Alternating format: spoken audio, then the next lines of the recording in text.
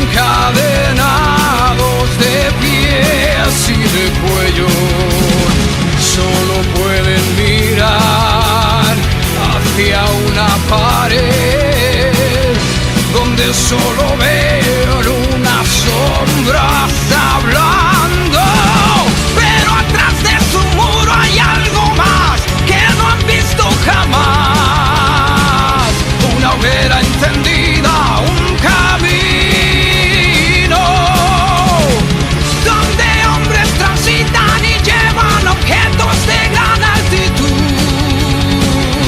son los causantes de su mundo sensorial. El hombre encadenado a su cuerpo, tan solo pueden ver sombras y apariencias. Solo aquel capaz de romper las cadenas podrán contemplar un mundo de ideas.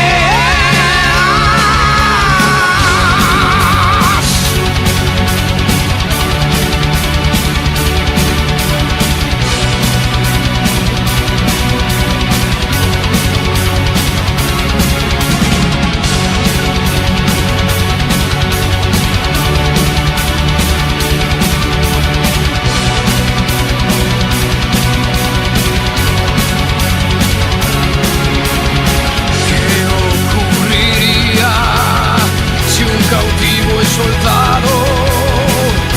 Se le obligara a girar su cabeza, quedaría perplejo, no podría entender, se aferraría a su mundo de sombras, pero si es arrastrado hacia el exterior, obligándole a andar, descubriría poco a poco otra verdad.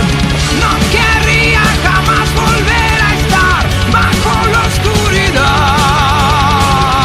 cualquier otra cosa antes que su antiguo